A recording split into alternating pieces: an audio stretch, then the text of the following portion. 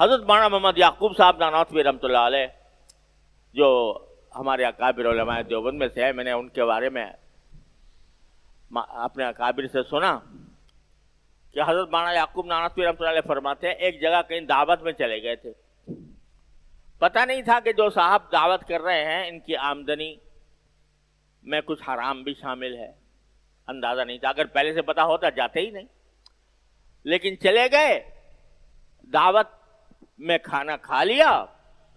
کھانا کھانے کے بعد پتہ چلا،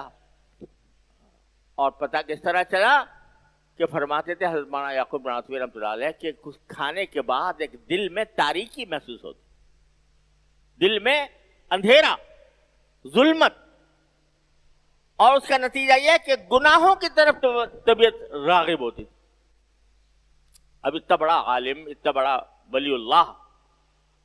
اس کو وہ کہتے ہیں میرے بار بار دل میں گناہ کی رغبت پیدا ہوتی تھی، گناہ کی طرف میلان پیدا ہوتا تھا۔ کس وجہ سے؟ کہ وہ لقمہ کہیں حرام کا چلا گیا،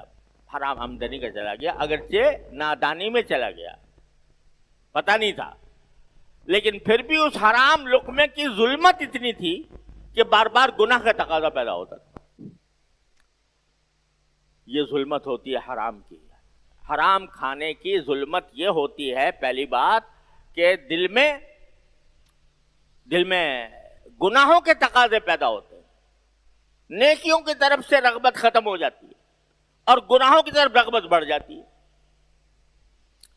اور اس کے نتیجے میں انسان اللہ بچائے گناہوں میں مبتلا ہوتے چلا جاتا ہے۔ یہ خاصیت ہے حرام کی۔ اور حلال کی خاصیت کیا ہے؟ کہ حلال جب آدمی کھا رہا ہو چاہے تھوڑا ہی ہو لیکن حلال ہو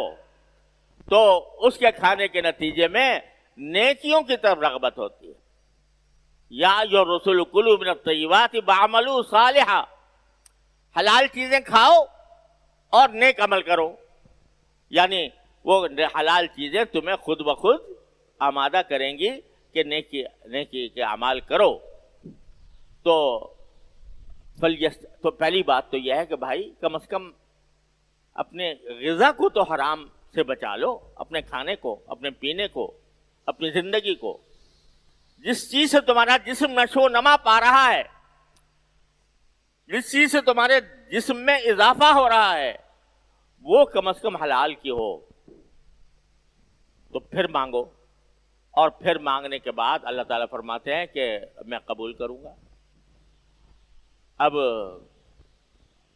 اگر وہ دینے کی چیز ہوگی دے دوں گا، نہیں ہوگی تو کوئی بہتر چیز دے دوں گا۔ تو اس وجہ سے فرمایا کہ جو فَلْيَسْتَجِيبُوا لِي،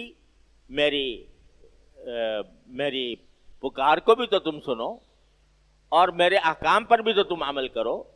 لَعَلَّهُمْ يَرْشُدُونَ، اس کا نتیجہ یہ ہوگا کہ تم رشد اور ہدایت کے راستے پر آ جاؤ گے